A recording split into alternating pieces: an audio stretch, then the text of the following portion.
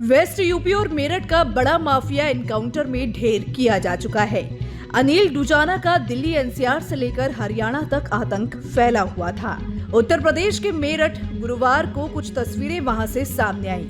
सड़क किनारे हादसे का शिकार होकर खड़ी एक स्कॉर्पियो, शीशे पर मौजूद गोलियों के निशान, जमीन पर बिखरे गोलियों के खोल और साथ में खून और हथियार। पिछले 6 सालों में यूपी एसटीएफ की ओर से किया गया ये 134वां एनकाउंटर है, जिसमें पुलिस की गोलियों से कोई बदमाश ढेर हुआ है। और ये कोई मामूली बदमाश नहीं, बल्कि पश्चिमी उत्तर प्रदेश के सबसे खूंखार बदमाशों में से एक अनिल डुजाना था। जी हाँ, वही अनिल डुजाना जिस पर एक कत्ल के साथ साथ कई संगीन गुनाहों के 62 मामले दर्ज थे और जिसके नाम पर यूपी पुलिस ने 75,000 रुपए के इनाम का भी ऐलान कर दिया था। अनिल डुजाना हाल ही में जमानत पर जेल से बाहर आया था और वो जेल में बंद गैंगस्टर सुंदर भाटी का जानी दुश्मन माना जाता था।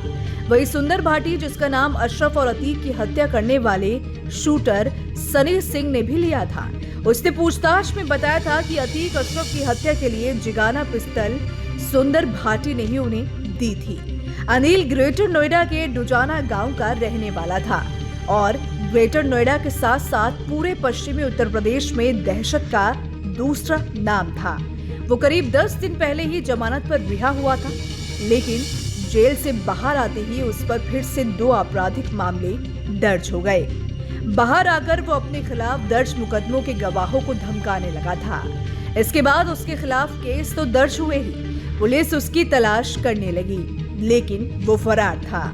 गुरुवार यानी कि 4 मई की सुबह एसटीएफ को डुजाना के मेरठ के पास भोला की छाल इलाके से गुजरने की खबर मिली, जिसके बाद पुलिस की टीम ने उसे रोकने और गिरफ्तार करने की कोशिश की, लेकिन उसने अपनी गाड़ी भगाने के साथ साथ पुलिस पर भी फायरिंग शुरू कर दी। और फिर जवाबी कार्रवाई में वही हुआ जो अक्सर एनकाउंटर के मामलों में होता है। पुलिस की गोली से डुजाना ढेर हो गया। कुख्यात अनिल डुजाना पर हत्या, लूट, डकैती, रंगदारी, वसूली से लेकर कई गंभीर मामले दर्ज हैं।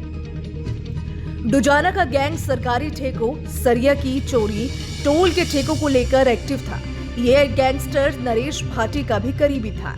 अनिल डुजाना का पश्चिमी उत्तर प्रदेश के अलावा दिल्ली एनसीआर में भी खौफ था और वो कई मामलों में मोस्ट वांटेड भी रहा था, लेकिन अब यूपी एसटीएफ ने उसका गेम ओवर कर दिया है।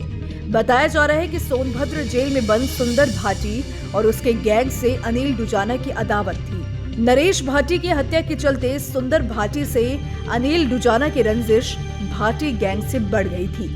साल 2012 की यहाँ बात की जाए तो साल 2012 में अनिल डुजाना गैंग ने सुंदर भाटी और उसके करीबियों पर हमला किया था। इन दोनों की दुश्मनी की वजह से कई हत्याएं हो चुकी हैं। सुंदर भाटी का नाम अतीक अहमद और उसके भाई अशरफ की हत्या के मामले में भी जुड़ा था।